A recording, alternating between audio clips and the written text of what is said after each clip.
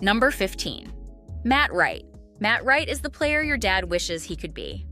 Old school, crisp volleys, zero wasted motion. He doesn't jump. He doesn't dive. But he sees the game 3 shots ahead. And that's why he's still here. At 48, Wright isn't just still playing. He's still winning. His signature? Quick hands, sharp counters, and body language that says, "I've seen this before, and I'm going to win the point anyway."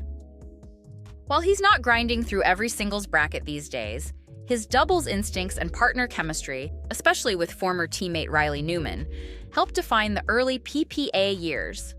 He's the reminder that in pickleball, experience still hits different. Number 14. Tyson McGuffin. If pickleball had a rock star, his name would be Tyson McGuffin.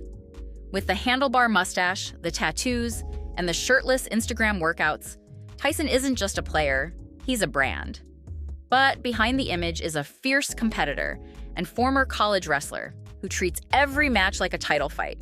He's intense, he's loud, and he's not afraid to fire up the crowd or his opponent. But here's the thing. Tyson can back it up. He's won multiple championships and is one of the few players who's been consistently relevant through every phase of the sport's growth. He's fought through injuries, tough losses, and a new generation of players half his age. And he's still a threat in any bracket he enters. His game is built on power, grit, and an underrated ability to reset under pressure. And while he may not always be the flashiest on paper, Tyson always makes it a battle. Love him or hate him, you feel something when McGuffin's on court. And that's why he'll always be in the mix. Number 13. Pablo Tellez. If you don't know Pablo Tellez, that's exactly how he likes it. No antics, no drama, just clean, clinical pickleball that ruins your day. Pablo is the definition of low-key dangerous. He doesn't scream after points. He doesn't chest bump. He just slowly, methodically takes away everything you like to do, and then finishes you off with laser-guided passing shots. Originally from Colombia, Tellez made waves as a breakout star in 2023. But he wasn't just a flash in the pan. He's since evolved into one of the most consistent and frustrating matchups on the tour, especially in doubles, where his ability to hold the right side like a brick wall is elite. He's the type of player who forces pros to overhit. His resets are rock solid, his court positioning is textbook, and his paddle doesn't flinch. You won't see him trending on social media. But the players know, if Pablo's across the net, you're in for a long, exhausting fight. Number 12. Riley Newman. At one point, Riley Newman was a lock for every podium. He had the hands, the heat, and the highlight reels. Paired with Matt Wright, he terrorized doubles teams with his aggressive poaching and unapologetic energy. He played like every ball was personal, and it usually worked. But lately, the sport has evolved. Younger players are faster. The game is spin-heavy, and Riley's been searching for that same edge with new partners and fresh strategies. Still, don't count him out. What sets Riley apart is his explosiveness. He's got one of the fastest backhand counters in pickleball, and when he's dialed in, he can single-handedly flip a match. He also plays with the kind of fire that either rattles opponents or lights up the scoreboard. And here's the scary part. He's still adjusting, still adapting, still hungry. He might not be the king of the court anymore, but Riley Newman's not done swinging. Number 11. Dylan Frazier. Dylan Frazier doesn't yell. He doesn't celebrate. He barely even sweats. But somehow, he wins. A lot. He's not the flashiest player on tour, but he might be the cleanest. Dylan plays with a calm, almost robotic efficiency. His resets? Flawless. His shot selection? Precise. His unforced error count? Nearly non-existent. In a sport that's becoming louder, faster, and more chaotic, Dylan's game feels like a cheat code. Slow it down, keep it steady, and let the other guy implode. He doesn't need the spotlight, he just needs the scoreboard. And it usually says the same thing. Frazier wins. Number 10. Dekel Bar. Dekel Bar doesn't dink. He detonates.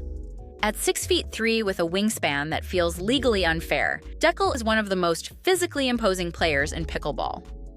When he loads up on that forehand, you don't block it. You survive it.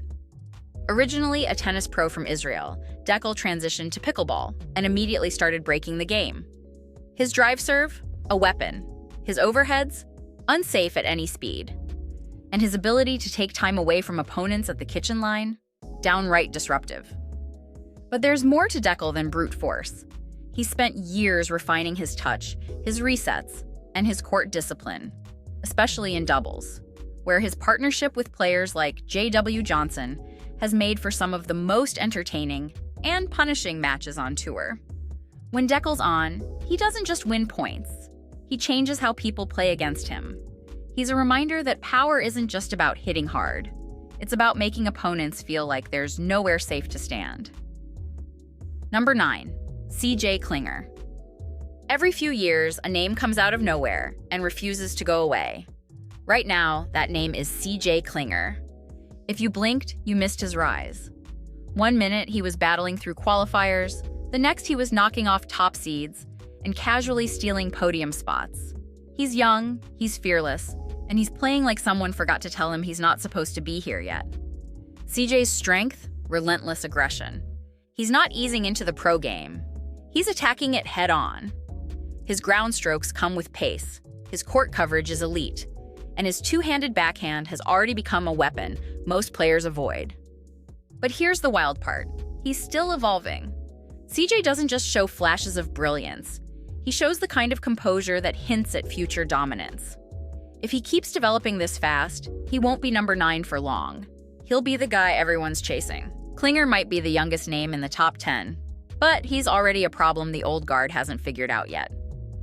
Number 8. Colin Johns.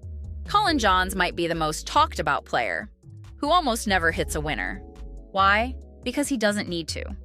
Colin has carved out one of the most unique roles in pro pickleball, the right side wall.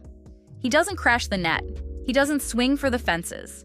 He holds the line, resets everything. But don't get it twisted. This isn't passive play. It's surgical. Colin's hands are elite.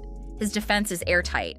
And his decision-making is so smart, it's become a strategy in itself. He's not in the top 15 because of flashy singles wins or viral trick shots. He's here because he's the best at what he does, quietly, relentlessly, over and over again. Colin Johns is proof that greatness isn't always loud. Sometimes it's just impossible to get past. Number 7. J.W. Johnson. J.W. Johnson might be the calmest man in professional pickleball. No fist pumps, no yelling, no eye contact. He just shows up, destroys your game plan, and leaves like nothing happened. JW has been at the center of the youth movement in pickleball. While others were still figuring out how to play doubles, he was already taking down legends with that signature blend of smooth mechanics and killer instincts. He's got one of the deadliest forehands on tour, and his two-handed backhand is equally dangerous. But what really sets him apart is his ability to stay composed no matter what's happening. You can't rattle JW. You can't bait him into bad decisions. And if you let him set his feet, it's over. In doubles, he's a force. But even in singles, where chaos reigns, JW has a way of slowing things down and turning every point into a chess match that he usually wins. He's not flashy, he's not loud, but he's top 7, and probably climbing. Number 6, Christian Alshon. If pickleball had a highlight reel MVP, it'd be Christian Alshon. The guy doesn't just play the game, he performs it. Tweeners? Constant. Behind the back counters? Routine. No look flicks? Mandatory. But here's the twist. He wins. Alshon's not just a trick shot artist. He's a legitimate top-tier threat in both singles and doubles.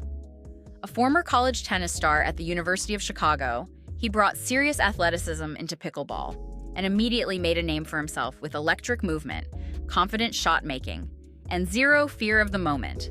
He plays fast, he plays loud, he plays like every match is being filmed for TikTok. And guess what? It usually is. But underneath the theatrics is a sharp, strategic mind. He reads the court well, anticipates patterns, and knows exactly when to flip from defense to offense. His hands, razor sharp, his energy, unmatched, and his confidence, let's just say, Christian never thinks he's losing. He's the new wave of pickleball. Part showman, part sniper, and all gas, no brakes. Number 5. Andrei Descu. You don't pass Andrei Descu. You try to, and then you lose the point anyway. At 6 feet 4 inches with reach for days, Descu is one of the most dominant forces in men's doubles. He doesn't move fast because he doesn't have to.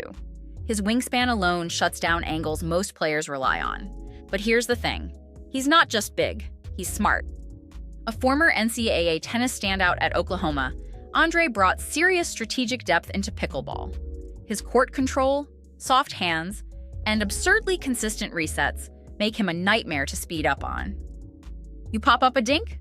It's getting crushed. You try to flick it past him? Not today. You attack him repeatedly? Better bring a snack, because this match just got long.